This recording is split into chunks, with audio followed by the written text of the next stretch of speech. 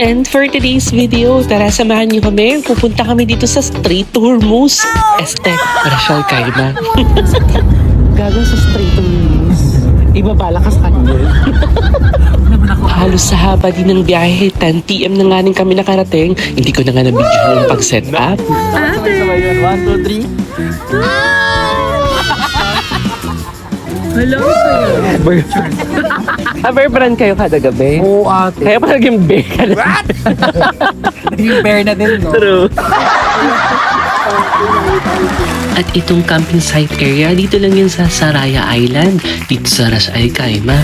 Napakaganda nga yan mga kaminangut, nagbabagong trend to dahil dinidevelop pa rin tong area, kaya pinuntahan namin kaagad kahit sobrang layo yan mga kaminangut. At sobrang ganda talaga ng view, ang laki talaga na nakita ko doon. Nice! Actually, here sa Saraya Island, na kung saan pwede na kayo mag-camping. Nice. Kaso hindi pa siya fully developed. Under development pa yung area, kaya hindi pa ganong popular. Pero nakita na namin sa site, kaya pinuntahan namin to kaagad. Ayun nga, may mga nakita pa rin kami na dumadating yan during that time.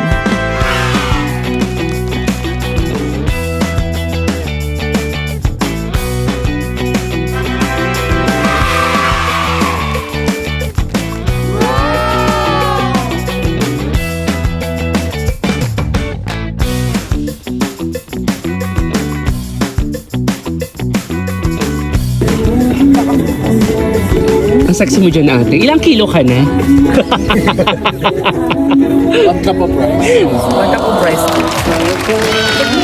Ate, nandito sa tabi ng Iran.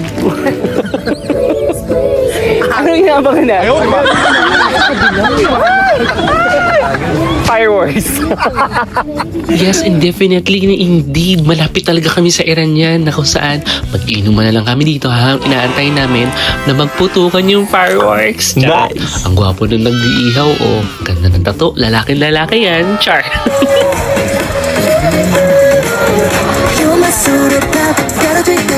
Ate Bing. And after 20 minutes ng pag-aantay, naluto na nga namin to mga kambing nangungot namin. Kain lang tayo dyan. Napakasarap din talagang mga unwind kapag ganito yung mga setup, yung mga biglaan na hindi mo ini-expect. Well, natutuloy yan mga kabay ng Charot. Ang sarap ng kain namin dyan. Totally, ang sarap talaga ng pagkakaprepare ng mga pagkain, especially yung pork chop. Ibinabad daw yun, boga-boga.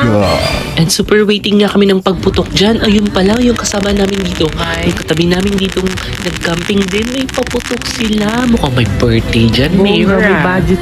At kailangan ng matulog ng mga princess dyan dahil nga pagod galing sa trabaho at dumiretso kami kaagad dito.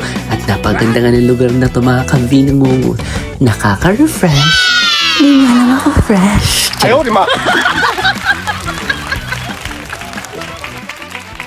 At ano yun mga kavinangungot? Charot. Oh. At nung medyo nakaidlip na nga kami at nagsigisingan na ang lahat dahil magnunomo sa'yo mga bakla. Ang ganda ng pagkakaliyab talaga niyan, Day. Mahal yun. Binili pa yan sa mga penok palm kasi wala nga kahoy dito. Kasi nga puro buhangin yung sa paligid.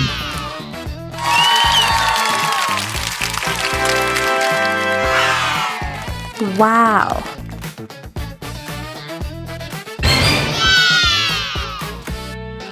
And after nga namin mag-shot dyan ng wine, mamahalin, di ba?